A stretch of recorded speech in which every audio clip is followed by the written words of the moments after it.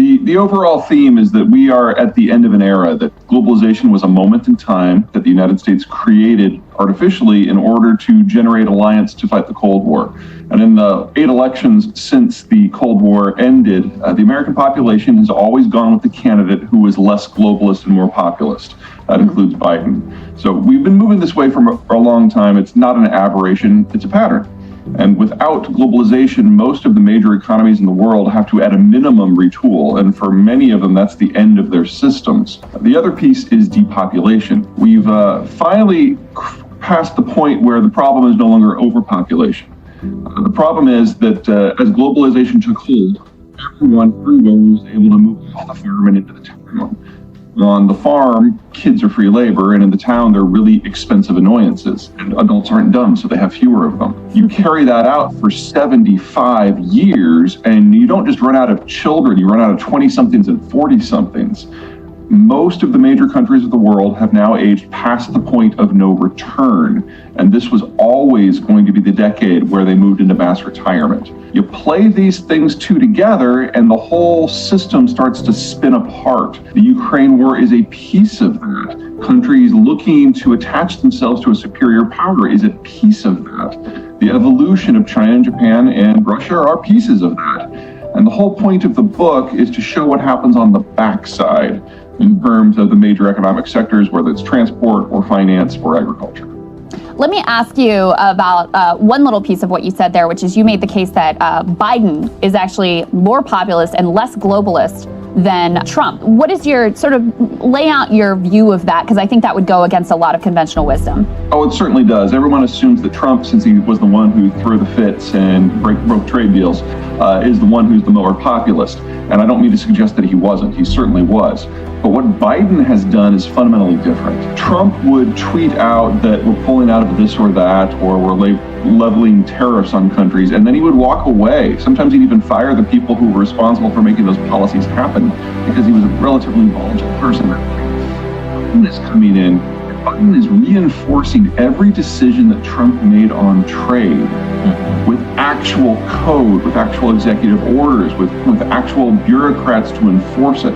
So Biden and Trump, from a foreign economic policy point of view, actually have the two most similar foreign policies in this country's history. The difference is that Biden is making it stick. Can you just give one very specific example of that? Sure, China tariffs. The phase one deal never really went through because Trump never really implemented it. All the tariffs stayed in place, and Trump and his trade czar, Catherine Tai, have basically extended those into perpetuity and formed a bit of an alliance with some of the other Western countries to make it not just an American thing, but global.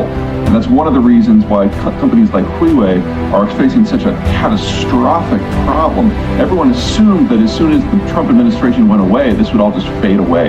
And instead, it is now fully embracing American trade law. Peter, I think one of the interesting things you said there was what the end of globalization looks like on the back end. I mean, give us a 20-year or so preview here of going forward. What can Americans see change geopolitically in their lifetimes, given the fact that we've already seen such a major geopolitical change in just the last, I'd say 10 years. It's changed the landscape dramatically. It's been a really last 3 months from my point of view. But yeah, the whole book is on that topic. So for example, transport is international, safe, and cheap transport is the foundation of all manufacturing supply chains, the entire global energy market, and the entire global agricultural market. There are now parts of the Black Sea that have already become a no-go zone, which have taken the world's largest wheat exporter, Russia, and the fourth largest wheat exporter, Ukraine, off the market. The Russians are having a similar problem with their fertilizer because it is exported through that same no-go zone. So we are already looking down the maw of a global wheat crisis that this year is going to, at a minimum, triple, probably quadruple wheat prices. At the same time, we have a global fertilizer shortage, which is going to reduce yields on a global basis. We're not going to have to wait 10 years. We're looking at that right now. So as you move off the farm and into the city, you have fewer kids. You play that forward for a few decades, and fewer kids becomes fewer young workers, becomes fewer mature workers. I think a great case study is South Korea. South Korea is a country that wasn't industrialized at all, certainly wasn't globalized when it got independence from the Japanese at the end of World War II. They started to develop in 1950, and steadily over the course of the next 4 decades, They went from the most rural country in the world to the most urbanized country in the world. And they're now, 30 years after that, in an environment where they have more people in their 60s than their 50s than their 40s than their 30s than their teens than children. For a while, that works for you. Because if you have a lot of workers aged 30 to 50, but not a lot of kids, all the money that is normally spent on school and diapers is instead spent on cars and condos. And you get this massive generation of economic growth from the consumption side. At the same time, the higher investment and tax levels from those more mature workers can be building out infrastructure and industrial plant on the industrial side. And so we've seen this story over and over again in Germany, in Korea, in Japan, in China. But it's a bit of a starvation diet. Because if you then fast forward another 10 years, you're talking about that bulge that right now is in the 50s being in their 60s and then retiring. And in that sort of environment, you just have a complete collapse of production and investment and consumption all at the same time. And we're now looking at about half the developing world going through that process right now. So the growth we had from roughly 1995 to roughly 2015, the fastest economic expansion in human history, was about all of them being in that magic demographic moment before they flipped. Now they're flipping. As populations decline, the capacity for them to participate in normal economic activity collapses because you have sufficient people knowing that it's no longer an option for equal countries. So the model of capitalism or socialism or fascism or communism or whichever ism you happen to be a fan of, they were all designed for the market getting a little bit bigger every year, and they can't cope with a market that's in terminal decline. In terms of global affairs, if you don't have safety on the high seas, and the US is the only country that can even pretend to guarantee that, the steps that allow for modern manufacturing supply chains, the complexity that brings us the goods that we use every day, that breaks down. In that sort of environment, individual countries will feel forced, or out of a sense of opportunity, to take matters into their own hands and try to generate regional manufacturing hubs, regional spheres of influence. The problem is that the resources you need to fuel a modern, industrialized, post-globalist world are not equally spread out around the world. They're very concentrated. So oil in the Persian Gulf, cobalt in Congo, nickel in northern Russia, for example. Not everyone can reach everything. The United States should be pretty much okay because we're going to be combining the Western Hemisphere with maybe the Japanese and Southeast Asia. But for everyone else, you're looking at sharply truncated capacity to access the inputs that allow modern life to happen. So we're seeing some of this going on right now with the Ukraine war. There are a number of countries who are completely reliant on globalization to allow them to import energy. China's probably at the top of that list. And in a world where Russian crude is going offline bit by bit, that means the entire map of where crude can go is going to reshuffle. So it's probably going to look something like this. As the Russian crude falls offline, the Europeans, who are the primary customer, are going to go back and reinterface with countries closer to them that they have better relations with, primarily former colonies. That's North Africa and West Africa. There's enough there, plus Norway, to supply the Europeans. But that means that Russian crude is going offline and North and West African crude is going offline.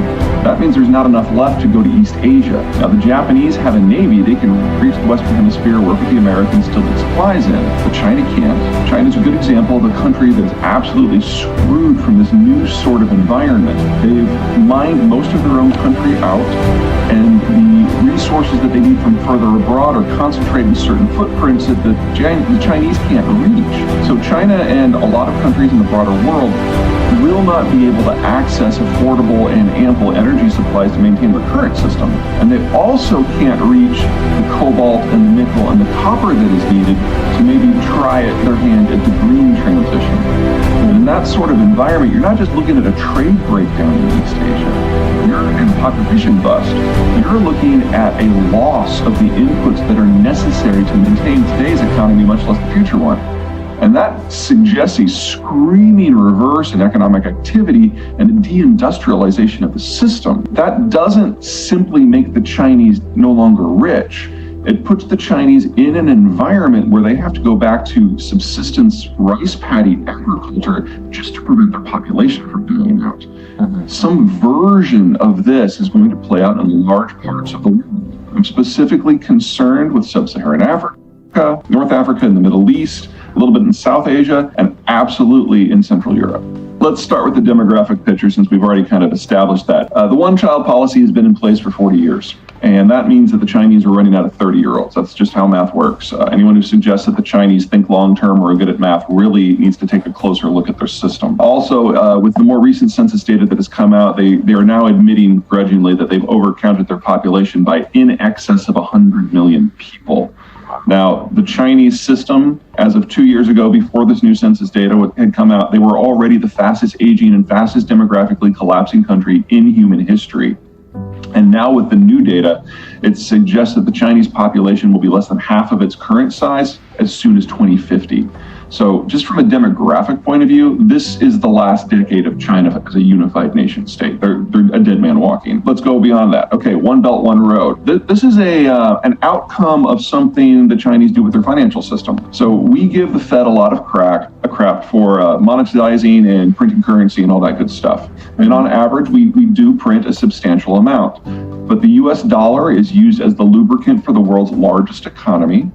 We have another 20-odd currencies in the wider world that are linked to it, and it is the sole currency for international trade and the primary currency in terms of store of value. As such, the American increase in the money supply actually broadly correlates with those other factors combined. So do we play a little fast and loose with the rules? Sure. Will we pay for that down the road? Probably. The Chinese yuan is neither the store of value nor the currency of exchange. And yet the Chinese in any given month print 2 to 5 times as much currency as we do. Their overall money supply is over twice what ours is, and it's not internationally exchanged at all. They use that money to lubricate their systems to force capital into any company that might be able to employ people. So for us, the money supply is primarily an economic issue. For them, it's a political one, and it's treated appropriately.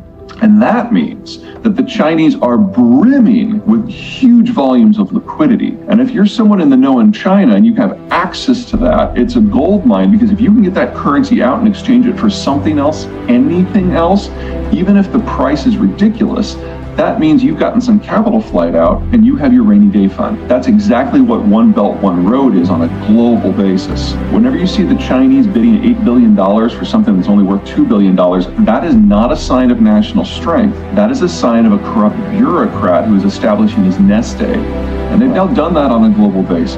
Now, there's lots of other impacts from this over-financialization, this hyper-financialization system. But overall, it does mean that each individual Chinese company of size could not survive in the global environment unless that money keeps coming. Other countries have tried various versions of this. Japan probably is at the top of that list. They're the ones who kind of designed the model. But eventually, you have sufficient exposure that you can't compete. And you start going down a Japanese-style economic malaise that in this case has lasted 30, 35 years already. The Japanese economy today is about the same size that it was in 1994 before the decline really got going. That is the best-case scenario for the future of China, a slow, long stagnation. There's a lot of reasons to